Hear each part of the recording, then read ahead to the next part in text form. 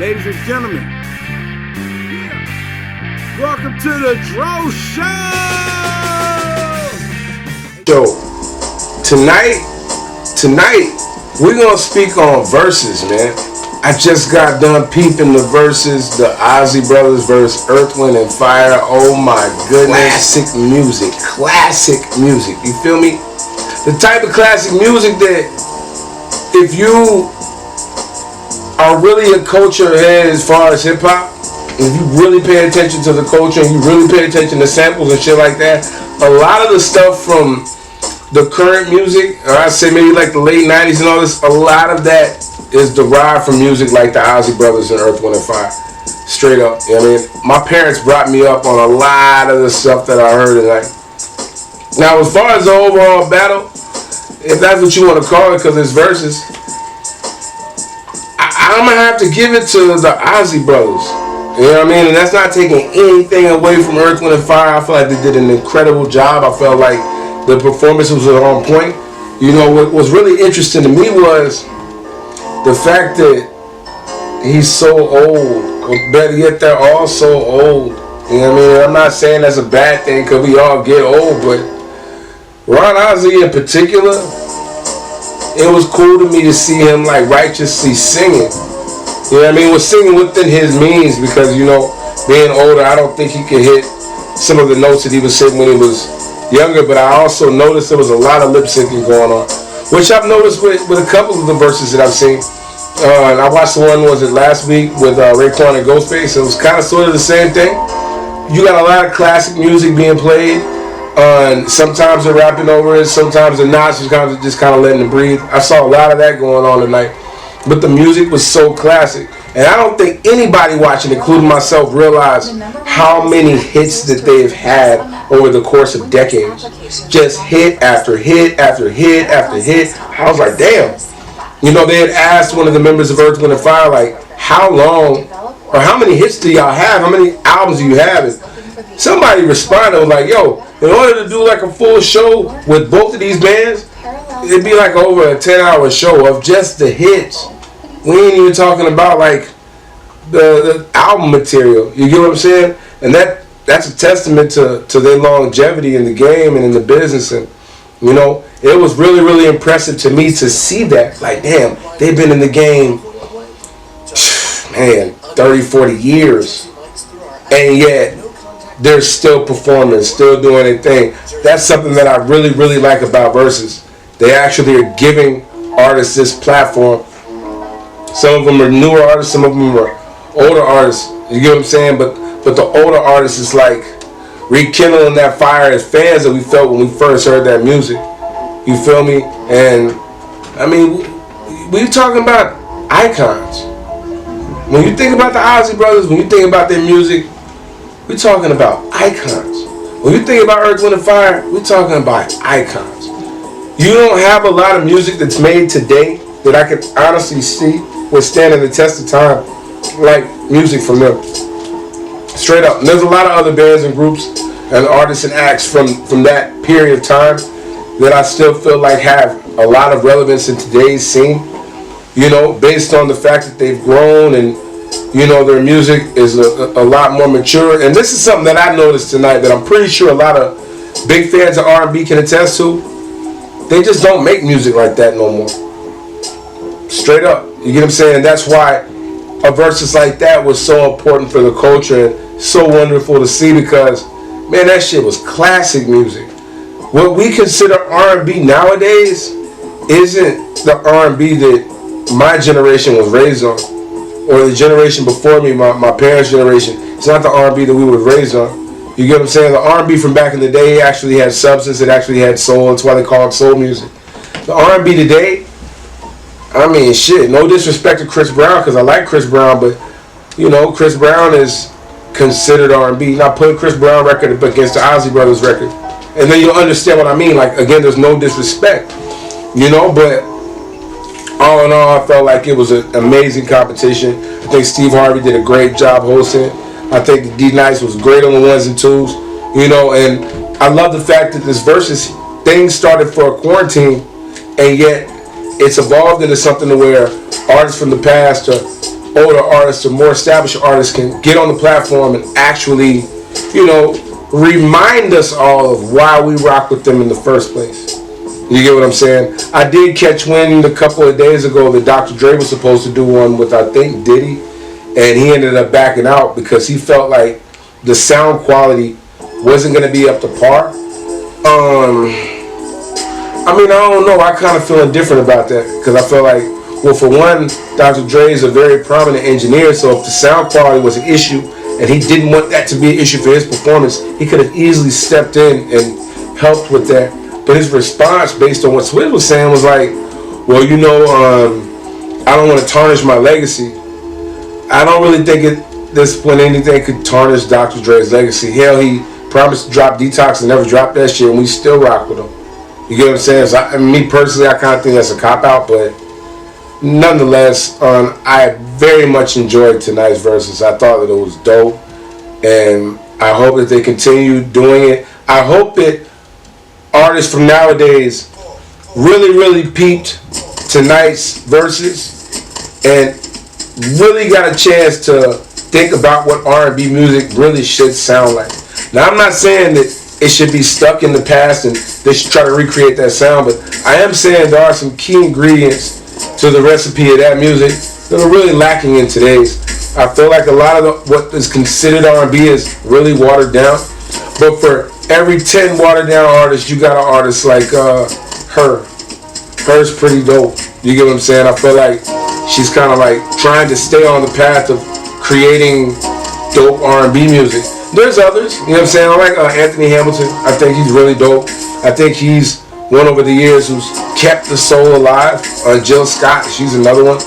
You know, I could go on and on about the artists of today, but there's not too many of them is what I'm saying. Whereas there's not too many artists like the Isley brothers or Earth, Wind & Fire either who can withstand the test of time and decades and still evolve and yet still be accepted by the younger generation. Like I remember when Ron Isley and R. Kelly were doing their thing together, and I noticed that a couple of the records that they made around that time were performed tonight, and I really felt like, well, you know, when they were putting together their set list, they were like, you know, we got to do a couple of records to kind of connect with, you know, the younger generation. But even in those records, there was still a level of substance and soul that I really feel is lacking today from what is considered R&B. You get what I'm saying? I feel like the line is so blurred with R&B and hip hop. Hell, Post Malone could be R&B, Young Thug could be R&B. You know, ain't no disrespect to him, but it's just like, well, damn.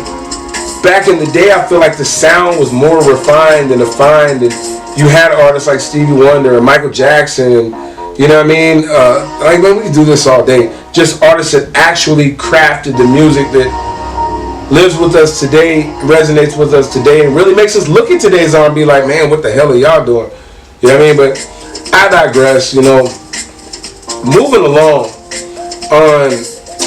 man, I got the news about D.M.X. I got the news about D.M.X. and that shit really, really touched me for a number of reasons. Like, I literally the other day was just watching a video of him in a radio station. I think it was Big Boy's Neighborhood. And he was performing records. They did like a little medley. He was performing them. This wasn't too long ago, so you know, it wasn't X from that time that was performing those records. The hell was D.M.X? Rough Riders Anthem, Slippin', you feel me? I think he did like 4 or 5. And the thing I really, really enjoyed about what I saw was like, damn, X is actually performing the records. And the thing about D.M.X is he spits with so much soul and so much conviction that you feel that shit. You really, really feel it. You get what I'm saying? So, you know, I really, really hope that he pulls through. It was a drug overdose, which, sad to say, doesn't surprise me because of his history with drugs. He's had a history with drugs for quite some time. You know what I mean? And it's very, very unfortunate because I feel like, you know, he's one of them artists that really, really hit different. It was very unique and had a very unique perspective and take on his artistry. And I hate that, you know what I mean? Like, he's literally lying on his deathbed right now. You know, I pray that he pulls through. I spoke on this a couple of weeks back when I was talking about just the ills of being an artist in the industry or having a certain level of fame, and how hard it is to cope with your own vices, how hard it is to cope with, you know, the drug usage and the drinking and the excessive spending, and you know what I mean, everybody has vices before and after the fame, and I feel like his vices in particular have really been something that's deterred him from the same longevity that I feel like as an artist he would have based on his music, because he was incredible.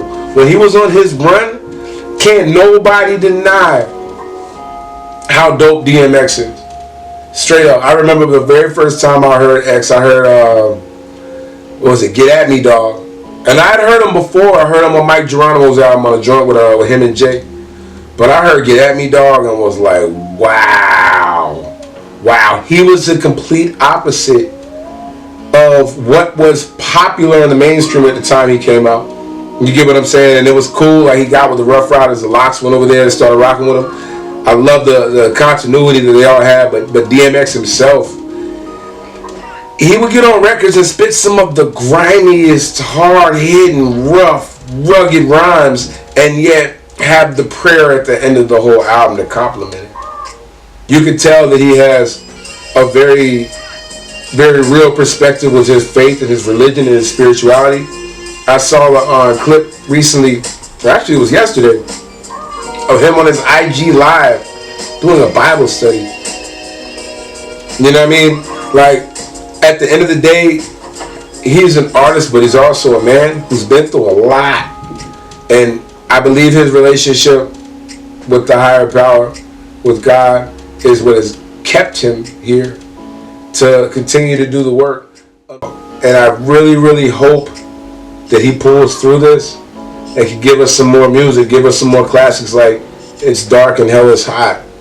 You know what I mean? Give us some more Flesh of My Flesh, Blood of My Blood. Man, that album was incredible. Straight up, I remember the first time I heard that album, I'm sitting there like, oh my goodness. Funny story about that, Kevin Liles told him, either Kevin Liles or Leo Conan, I think it was Leo Conan, he told him the year that the first album came out and went platinum and shit, he said, yo, if you can follow this up this year and drop another one, I'll give you $1 million. He did it. He did it. And in my opinion, it's arguable, but in my opinion, the second album was better than the first. Flesh of My Flesh, Blood of My Blood, with the Blackout joint, with used to be my dog, now you in my left titty, scream ride or die, I thought you would die with me. That joint with Jada and Styles and X, man. Hey, that boy X said something so real, it's something that, like real shit. I've lived with this. Because my name's Derek, you know what I mean? It's a whole D reference. He was like, how he do people he don't fuck with. He was like, stop fucking with him. No more rap. No more, yo, what's up, D? No more dap. Lucky if I don't spit in your face off a GP. And what, bitch ass nigga? You can't beat me. Don't take this as a loss. Just take this as a lesson. Man, are you kidding me? Are you kidding me? I like really, really think about that bar sometimes. I've thought about that bar so many times since I've heard it. And just the relevance of it. Like, he was one of the type artists that could spit some shit that's so relatable. And yet, he taps into a level of aggression that I feel like a lot of people feel like, whether you're just on some artist shit or just some person shit, feel like they wish that they could tap into, but he did it effortlessly. He did it effortlessly. You ever watch the videos of the stage shows? Like, it's like one man. There's a video floating around on Instagram I've seen quite a few times where the meme is like D.M.X versus a performance for the world.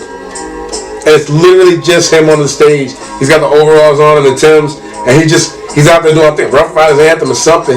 And the entire crowd, it looks like the world. It really looks like the world.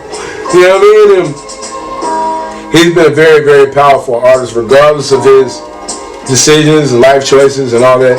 He's been a very, very powerful artist for my generation. And, you know, prayers up for him. I really hope that he pulls through. I really hope that he has another chance to continue to influence and inspire others, because, and look, we already lost Doom. We lost Doom a couple of months ago. I don't think that the coach is ready to lose X just yet. But I will say, if he does pull through, I hope he learns from this. Straight up. You know, I've talked about addiction before, but Addiction is something that really is a hard battle for a lot of people, whether they're rich, poor, famous. It don't matter. Addiction is something that's really hard fought battle, and just because he's known and just because he has money doesn't mean that that's not something that he's going through. And as the world, we get to watch because of his status, but I know people who aren't even at that level who've had them same addictions and had those same battles. So my heart goes out to him and his family and the whole Rough Riders family, and I really hope that X pulls through. You know what I mean? On this Easter Sunday, you know, we doing this live on Easter, and you know, I hope that everybody out there is doing well. I hope that everybody out there is blessed, and I really hope that those who celebrate Easter understand the real meaning of it. I feel like a lot of times with holidays, sometimes the real meaning gets lost within the portrayal of it. What I mean by that is, sometimes people forget what it's about based upon what's used to celebrate the holiday. Like, Jesus was resurrected on Easter, right? And yet, Easter celebrated stereotypically with Easter eggs and bunnies, and, you know what I mean? Which is fine. But at the end of the day, it's like, don't lose sight of what it's about. You know, Jesus was on the cross on a Friday, and on Sunday, he walked up out the tomb. That's what Easter is about. The same way that Christmas has more meaning than just giving presents. You know, sometimes I think we as people apply our own meanings to, you know, different holidays and whatnot. And I just think sometimes people actually lose sight of what it's really about. You get what I'm saying? So for those who are out there celebrating Easter today, you know, I hope that you're in good spirits. I hope that you're blessed. I hope that you're healthy. I hope that you're doing well. I hope that you enjoy the time with your family. But never lose sight of what it's really about. You know what I mean? And I mean, I just want to say from the bottom of my heart, man, like, live your life. Live your life, man. Straight up. You only get one. And I think sometimes people are around here not realizing that. You know, X is on a ventilator right now. The Isley brothers and Earth, Wind & Fire aren't too far behind them. No disrespect to them, but they're getting up there in age. You know what I mean? And Jesus died and he was resurrected. Live your life. Get out here, do something with yourself. Make something of yourself. Make something happen. You know what I mean? Get your money, take care of your family. Be good to your friends. Make a lane, make a name, do what you do. Keep your blinders on, everybody. Take the good with the bad. And do what you gotta do. Yo, I got new music coming. I got a project. I got a couple of projects coming, to be honest. I don't like to speak too much on anything before it actually happens.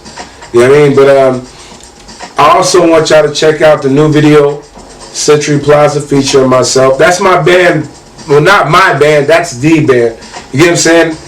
From Birmingham, Alabama. You know, we did a project last year, and we pretty much just kind of came together. And you know, this is the new joint. It's Cool Breeze.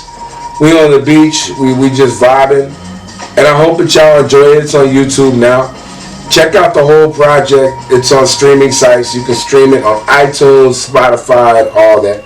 Shout out to Davis. Shout out to Daniel. Shout out to CJ. Shout out to Isaiah. Shout out to my wife, who's been so intricate in helping me, you know what I mean? Like, do a lot of behind the scenes stuff. Straight up. You know what I mean? Again, I got more music coming real soon. I like to keep shit on the hush.